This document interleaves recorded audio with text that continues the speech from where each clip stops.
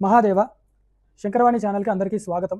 ఒక గొప్ప ముఖ్యమైన విషయం, శంకర భగవత్పాదాచార్యులు వారు ప్రతిష్ఠించిన దక్షిణాంనాయ శృంగేరి శారదాపీఠ జగద్గురువులు శ్రీ శ్రీ శ్రీ విధుశేఖర భారతి మహాస్వామి వారు, నడిచే శారదాంబ సాక్షాత్ శంకర స్వరూపులు వారు మనల్ని అందరినీ అనుగ్రహించడానికి తెలుగు రాష్ట్రానికి వారు విజయయాత్రను చేయనున్నారు.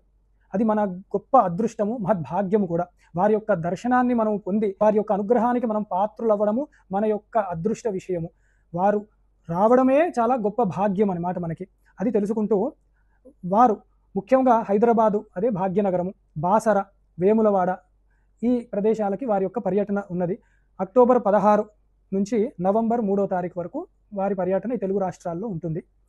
శంకరాచార్యులు వారికి ఆంధ్ర రాష్ట్రము అంటే ఎంతో ప్రీతికరం. దానికి ఒక ముఖ్యమైన కారణం ఉంది. మఠాంనాయ శాసనము వారు రాస్తూ శృంగేరి యొక్క పరిధిలో ఈ ఆంధ్ర అంటే తెలుగు రాష్ట్రాలు, అలాగే ద్రవిడ, కర్ణాటక, కేరళ ఇవన్నీ కూడా శృంగేరి యొక్క ఆధీనంలో ఉంటాయి అని వారు మఠాంనాయ శాసనం చేసి ఉన్నారు. అదే ఆంధ్ర, ద్రవిడ, కర్ణాటక, కేరళాది ప్రభేదత శృంగేర్యధీన అని రాశారనమాట. ఎందుకు వారు ఆంధ్ర అని తెలుగు రాష్ట్రం పేరు ముందు రాశారు? వారు పుట్టింది కేరళ, దాని పేరు రాయలేదు వారు. అలాగే పీఠం స్థాపించింది కర్ణాటకలో ఉన్న శృంగేరిలో వారు పీఠాన్ని స్థాపించారు. ఇది కాకుండా ఆంధ్ర అని మొట్టమొదట మన తెలుగు వాళ్ళ యొక్క పేరు శంకరాచార్యుల వారు సూచించడానికి ఉన్న ముఖ్య కారణం, వెనక ఉన్న రహస్యం ఏమిటి అంటే, తెలుగువారు శంకరాచార్యుల వారిని చాలా భక్తి శ్రద్ధలతో కొలుచుకొని శంకరాచార్యులు వారు తెలుగు రాష్ట్రాలకి దయచేయాలి, అనుగ్రహించాలి అని చెప్పి ఎంతో భక్తి శ్రద్ధలు, వినమ్రతతో శరణాగతిని పొంది ఉన్నారు. అందుకని శంకరాచార్యుల వారికి కూడా ఎంతో ప్రీతి తెలుగు రాష్ట్రాలు అంటే. అందుకు కూడా వారు మఠాంనాయ శాస్త్రాల్లోనే మన పేరు ముందర పెట్టారు. అది ఒక ముఖ్య బాధ్యత, ధర్మము, కర్తవ్యము మనకి. అందుకని శంకరాచార్యుల వారి యొక్క పరంపరలో వచ్చిన శృంగేరి జగద్గురువుల యొక్క రాకను మనము ఎంతో పండగ వాతావరణంతో వారిని చక్కగా మనము స్వాగతము చెప్పి వారి యొక్క దర్శనానికి మనం పాత్రులయ్యి మన జన్మలు తరింపజేసుకునే ఒక మహద్భాగ్యము ఇప్పుడు రానున్న రోజుల్లో ఉంది. కాబట్టి అప్పుడు నిజంగా భాగ్యనగరం మహాభాగ్యనగరం అవుతుంది.